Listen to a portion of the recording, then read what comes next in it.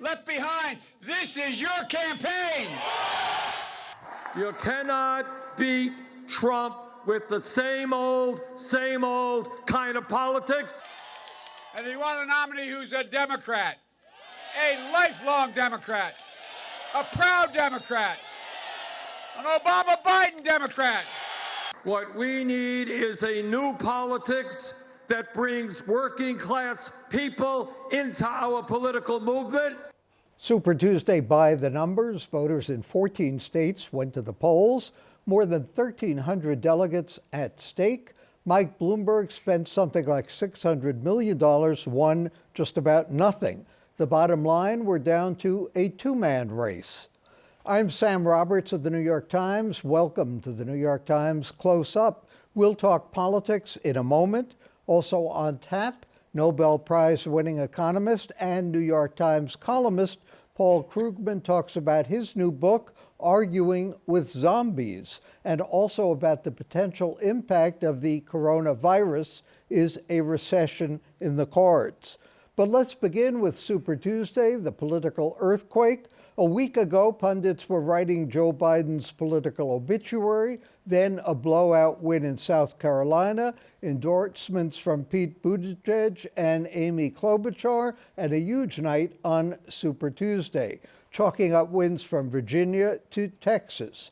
This doesn't mean Bernie Sanders is on the ropes, far from it. He won California, Colorado, other key states. The delegate race is close. But Mike Bloomberg dropping out and endorsing Biden could mean the former vice president's money troubles are over. Here's a look at the latest polls taken right before the Super Tuesday votes were counted. The Economist YouGov poll has Biden up by 4 points over Sanders. The Morning Consult poll is Biden up by 8. So what's the state of play in the head-to-head battle between Bernie and Biden? And how could Mike Bloomberg's $600 million bet be such a total bust? Lots to talk about. Mara Gay, a member of the New York Times editorial board, Clyde Haberman, a contributing writer at the Times, Eleanor Randolph, also a contributing writer at the Times and author of one of the most important political books of the election season, The Many Lives of Michael Bloomberg. What did Michael Bloomberg accomplish in this campaign, Eleanor? Did he misjudge going into the race, or did he misfire once he was in it? You know, I do think that he lost a lot of ground with those two debates. And what people saw was the difference between the kind of schleppy Michael Bloomberg and these beautiful ads when he was the man in charge and you know, he seems so managerial. So I think that was when he began to lose. But you know, the truth is, I think he knew starting back in March it was going to be very, very difficult to actually win the nomination, given his history, the fact that he was mayor of New York City. How do mayors do in national elections? We have some evidence of that. But I also think that he has established a kind of, I hate this word, infrastructure that will really help Biden and will help the Democratic Party. He's got offices all over the country. He's created a digital company called Hawkfish that is going to help the Democratic Party in a way that to combat the Republican strength in this area. I just can understand spending all that much money. He was never a great candidate on the street, but how could he have been so bad in the debates? And frankly, how could he have been so bad not responding to the two issues that sort of dogged him in this relatively short campaign? Stop and frisk, in which he could have said a more, meaningful response that he did what he did to, reduce crime, whether it got carried away or not, and probably a more difficult, challenging response on the non-disclosure agreements involving his company. How could he not have been prepared for those things? Great question, and I don't think anybody's really got an answer. It was an extraordinarily bad performance in that first debate of his. Part of it, I think, is his personality, and he gets very, very prickly when challenged. And as far as he was concerned, he'd answered about stop and frisk. He'd apologized, and that was it. Why are you bothering me with this again? It came through all the way. I've already taken care of that. Ditto to a lesser degree on the non-disclosure agreements. But the fact that he went in so ill-prepared is going to, for me, remain an eternal question. Mara, I think Clyde has it exactly right. I think people often forget that politicians are people just like us, and it is hard to believe sometimes. they're not. Eleanor says they're not, but they are. But I just think that Michael Bloomberg is an extraordinarily successful older man who has become a billionaire. It's very hard to tell him what he doesn't know.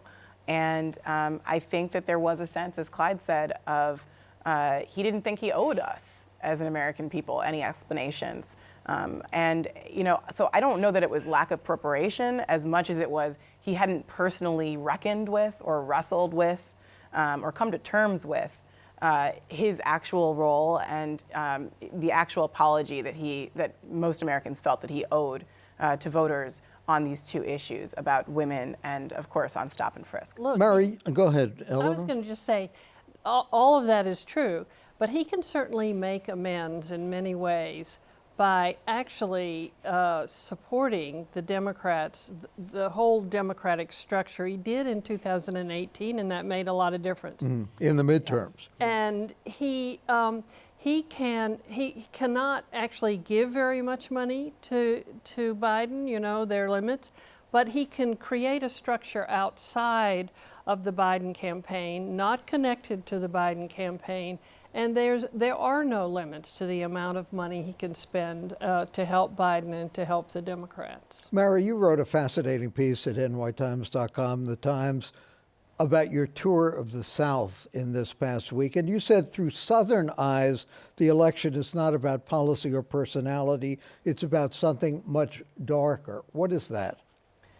Well, it's about ultimately the need to defeat Donald Trump, whom Southern Democrats, black and white, see as almost the embodiment, the reincarnation of Jim Crow and the Jim Crow South. And when you're in the South, you're really up close and personal with that history. I mean, you drive by Confederate monuments, you drive by Confederate flags. I was outside the Confederate White House just the other day. The Bloomberg campaign headquarters, actually in Montgomery, Alabama, faced the public square where human beings were bought and sold as slaves. And so you really feel the weight of that history, and people in the South are afraid. Black people in the South are afraid. I think after traveling through the South, it makes perfect sense to me that they would be voters that would be very attracted to Joe Biden, not because they won't vote for anyone else or because they see him as charismatic or wonderful as Barack Obama, but because it's somebody who they know.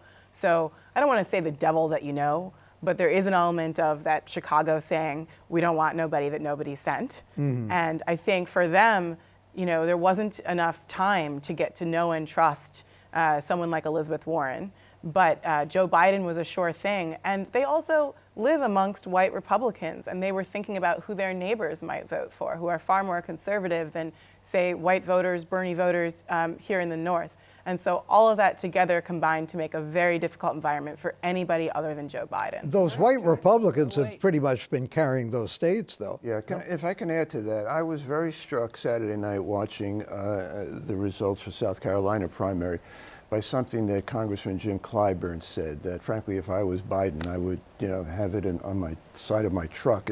And he said, this election, this campaign is about the goodness of America, and I truly believe that. It's not about Medicare for all or whatever, you know, specific issue it is. It's about the fact that we have an absolute monster in many ways in the White House now, and the question is, who are we as Americans? Are we going to have this kind of a guy again for another 4 years, or are we going to have the very flawed, often stumbling, you have to wonder about him sometimes if he's going to make it, Joe Biden, who, despite the attempts to besmirch him that the Trump people have been doing for months and months, including, you know, our other former mayor Giuliani, is a working class guy who is basically decent, and who, by the way, stands a lot better chance than, let's say, Bernie Sanders of winning Western Pennsylvania and a few other Midwest obviously, states that the Democrats need. Whether that's so or not, obviously he has to win the nomination first. So how does he stand against Bernie Sanders, who did not get the turnout among young people that he was hoping for? It's still a long time until the convention, but where do we go from here, Eleanor? Well, to talk about what Mara's talking, as a Southerner, I can tell you that what Mara's talking about is very, very close to the edge for everybody who lives in the South. And what I saw when Barack Obama was in office was a growing anger among some of these just redneck whites in the South, and that is quite terrifying. Many of those people support Trump, and they will support Trump going forward. I mean, the real sort of swing vote, it's not really a southern state, but it is in Florida and probably in Virginia. But these other states, like Mississippi, is coming up immediately, and Mississippi will, I assume, go for Biden, not Sanders. But where will it go in November?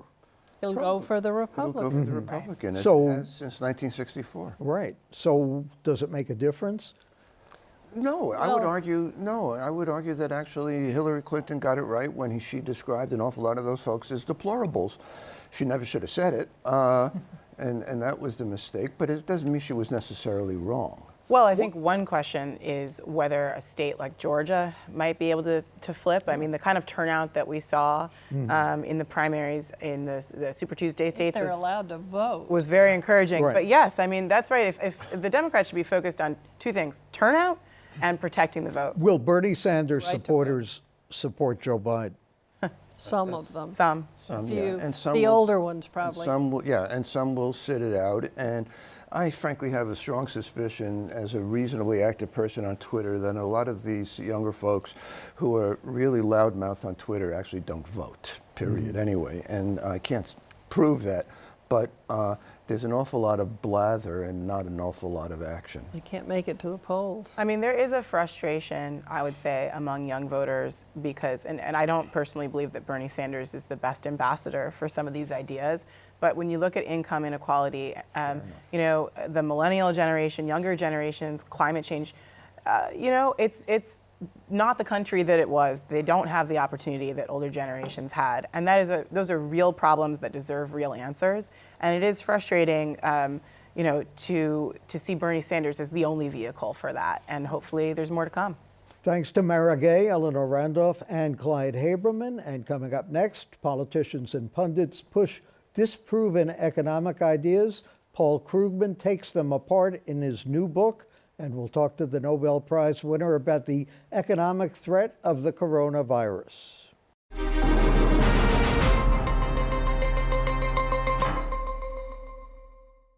Paul Krugman won the Nobel Prize for Economics. He's a columnist for the New York Times, as well as a distinguished professor of economics here at CUNY. So when he says certain economic ideas are bogus, or zombies, as he calls them, you've got to pay attention. He pulls these disproven ideas apart in his new book, Arguing with Zombies: Economics, Politics, and the Fight for a Better America. The book features lots of things on healthcare, tax cuts, trade wars, and climate, and we'd be remiss if we didn't ask him about the potential economic fallout from the coronavirus, as well as the extraordinary emergency interest rate cut by the Federal Reserve. The Washington Post, reviewing the book, said it's a revelation. It showcases the range of Krugman's intellect, his gift for clear, accessible writing. Now, Paul, you've been writing for the Times, I didn't realize, for 20 years now. My reading of your writing, which I do regularly, is you seem to be getting angrier and angrier about what's going on in the country, in Washington, in the world. Is that fair? Yeah, although I mean, I was hired at a time when things seemed pretty good, and they started going downhill pretty fast. But yeah, at this point, I mean, if you aren't angry, then you're not paying attention. Mm-hmm. So zombie ideas, they're ideas that should have been killed by evidence. And now you say people who come up with fact-based opinions, fact-based solutions are sort of frowned upon, that it seems seen as a partisan act.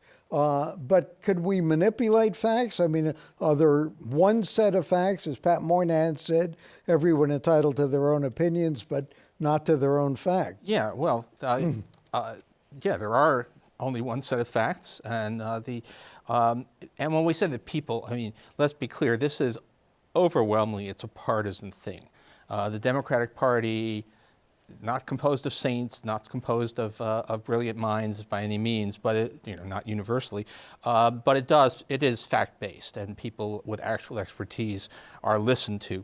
The Republican Party has been completely, all their brains have been eaten by zombies. So this is very much one side of the political spectrum has moved away from any, caring what the facts and what the evidence says. Is it a blanket denial of the truth? I mean, are all Republicans, all these naysayers corrupt by definition?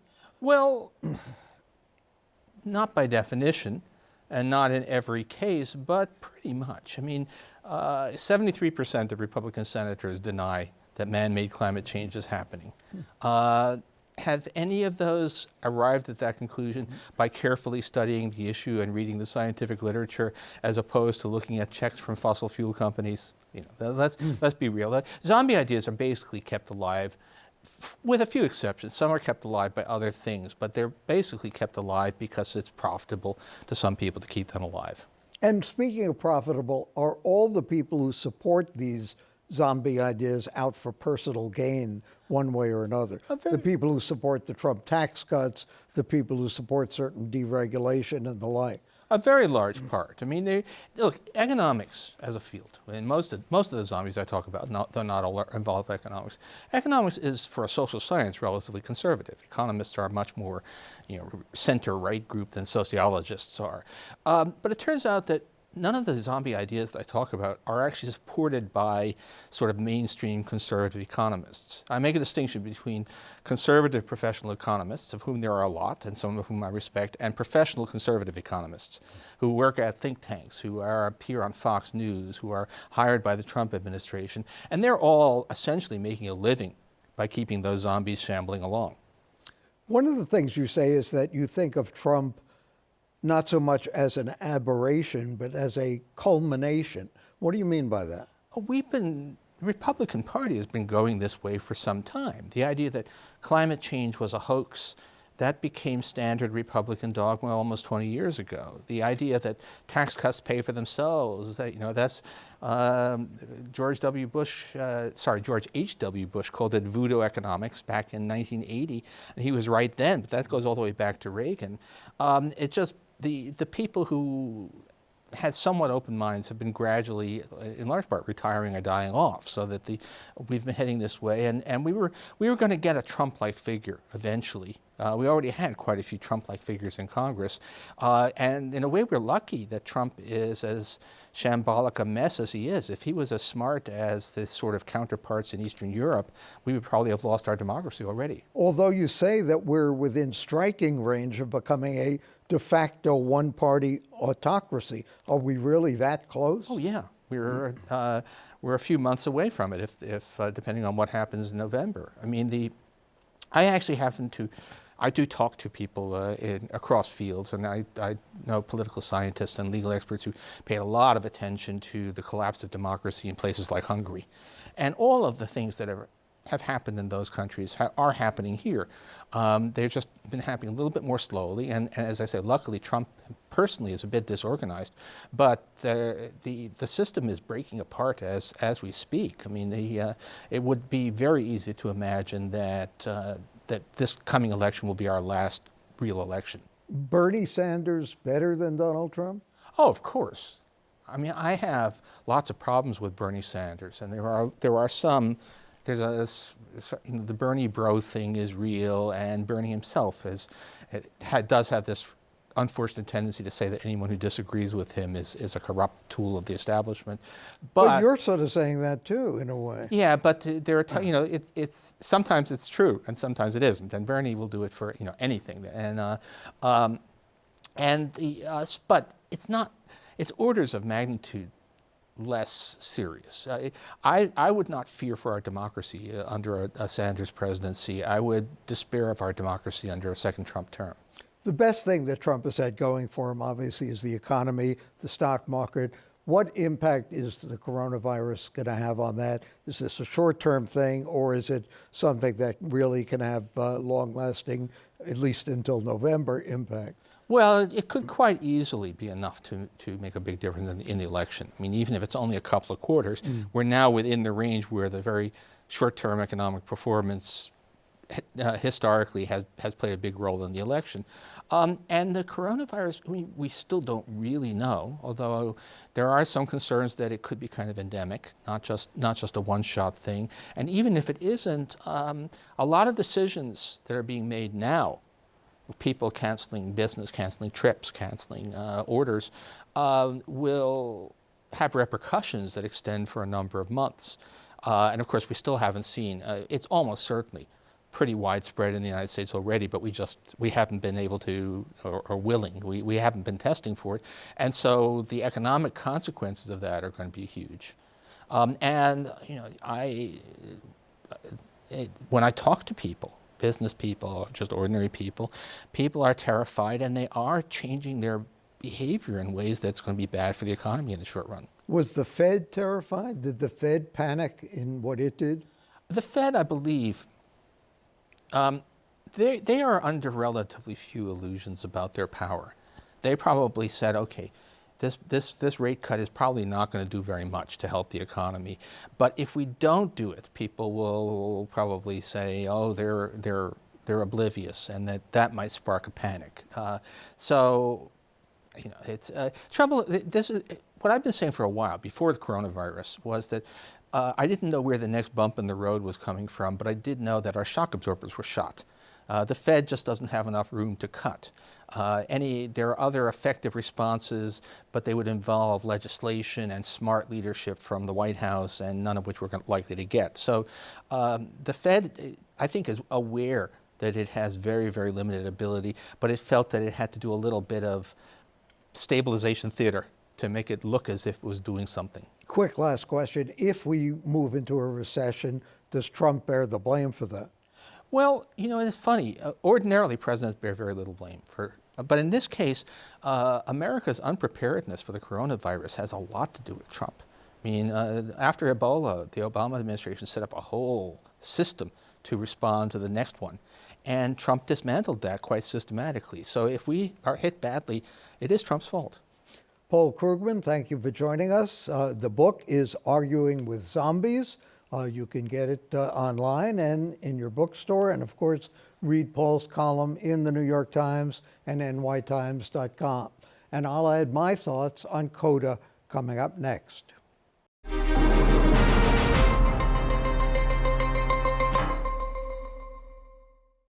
They say revenge is a dish best served cold, but Bill de Blasio couldn't even wait for the polls to close before gloating over Mike Bloomberg's drubbing on Super Tuesday. The ungracious vitriol that defined de Blasio's first inauguration reverberated in his verdict on Bloomberg's presidential campaign. Democracy is actually functioning, my friends, de Blasio declared. Justice is being served. The same might have been said when de Blasio ended his own short-lived presidential campaign without getting a single vote. Look at it this way. Bloomberg did better than any previous New York City mayor who ever ran for president. He amassed about 3.4 million votes in 14 states. Assuming he spent some $600 million, that's roughly $150 a vote, less per vote than he invested to win his first term as mayor and 2 re-elections. In just 100 days, he vaulted past established rivals. He revitalized party moderates. The result also suggests that the messenger and the message matter more than the medium. But money still talks in politics, and Bloomberg has plenty left to spend on Democratic campaigns. His campaign cost him about 1% of his fortune. The 100 days, he said, was, quote, more than a young boy who memorized the midnight ride of Paul Revere ever dreamed of. Like the poem, his campaign was a cry of defiance and not of fear. It remains to be seen, though, whether the word that shall echo forevermore in Bloomberg's version will be Bernie, Biden, or Republicans. Meanwhile, Bloomberg can relish his victory in American Samoa, where the population barely outnumbers the residents of Co-op City in the Bronx. And he can collect kudos for being a classy loser compared to de Blasio, who degraded himself again as a sore winner. For the New York Times and CUNY TV, I'm Sam Roberts.